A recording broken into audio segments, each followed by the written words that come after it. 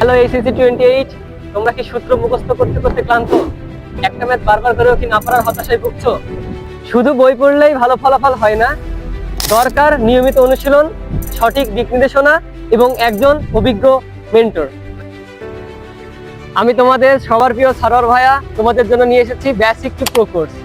প্রশ্ন যেমনই হোক, প্রস্তুতি হবে 100-তে 100, যেখানে থাকছে সাপ্তাহিক ও অধ্যায়ভিত্তিক পরীক্ষা।